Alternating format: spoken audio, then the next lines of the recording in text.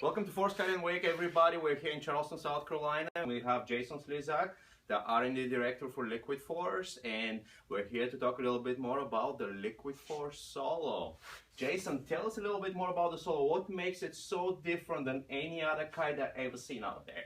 Thanks, Dan. Yeah, the Solo is amazing and sort of came out of our desire to go strutless, ultimately, to do a strutless kite. And as we started developing it and going through the ups and downs of having a kite that seemed amazing at a certain amount of power, but then had a weird upper end and a weird lower end, we started adding little battens and then quarter struts and half struts, and we came to this single strut concept, which people have really latched onto and love because it's super simple, has a ton of power, and is really, really fun to ride. So that's the whole concept behind the Solo. So, wait a minute, so the kite has one strut. So, I'm assuming the kite is really light then. Like, how much lighter is you will say compared to the Envy? Well, you have, not only does it only have one strut, the strut's very small, but when you lose the extra, say from the Envy 2 struts, you also lose, the strut material, the bladder material, the valves, all the one pump or the single pump inflation type system, and you do lose a good bit of weight. It's a little bit different obviously for the smaller kites and more on the bigger kites, but when you have a Solo 17.5, which is our biggest kite, you can go in nearly nothing. The 15.5 has a ton of power, and part of those kites and even all the ones smaller are the lightness, so just less effective gravity, easier for that wind flow to keep it up in the air. And how about durability? If I remove strut, do I sacrifice durability, or the Solo is really durable? Same bomb-proof construction as the rest of our kites. You don't sacrifice durability, but you gain so much in the packability. You can pack more kites in a smaller space. It's easy for people to travel with. The way airline restrictions are going these days, you can get more kites with less weight into your travel bag.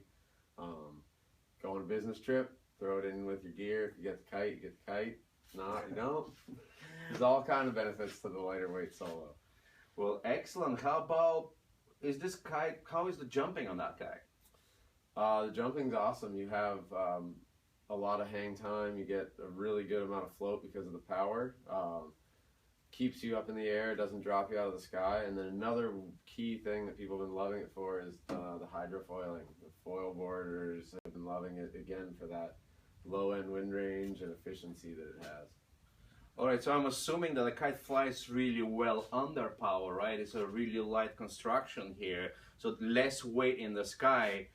Actually, we put one on the digital scale on the back in the shipping facility we have. So compared to a 12-meter Envy, we found that it's the 12-meter Envy compared to a 12-meter Solo. You guys lost almost 2.5 pounds on a 12-meter. That's a lot of weight on a 12-meter kite. Therefore, the Solo works really well with foils. Why? Because when you're foiling, you're flying a couple of sizes smaller than you normally should. So when you have a smaller kite in the air, means that weight is everything, right? It's like the kite is just going to perform better. Keep it in the air, generating power and keeping you going even in light winds.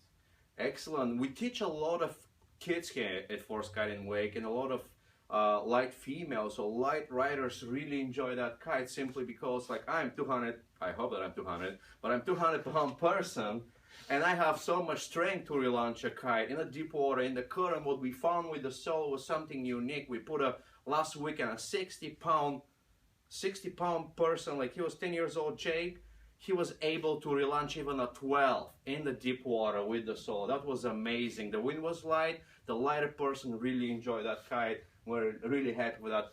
Personally, I'm a big guy. I like simplicity, as Jason said. What I like about the Solo is like a single strut, easy to inflate, easy to pack, get the session done. The powers a lot. That's why I love it on foil as well, by the way. Yeah, and super versatile. And does everything. I want to jump, the kite jumps. Yep. Does everything that I want. I really like the Solo, and congratulations, by the way, becoming brand of the year. I bet you the main reason was the innovation that Solo has behind it.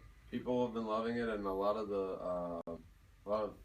female riders that aren't riding as aggressive really love it too. Like you said, for the lighter weight riders, it's really easy to handle. That simplicity and just sort of making it easy and fun for them to be out on the water. Well, says it all. Not a great kite from Liquid Force. We love the solo kit, Force Kite and Wake. For more information, please check the website, forcekiteandwake.com. We're open 7 days a week. Give us a call. The phone number is 843-329-3004. And hope to see you in the water, guys. Thank you for watching. Yes, Dan. Thank you, Jason.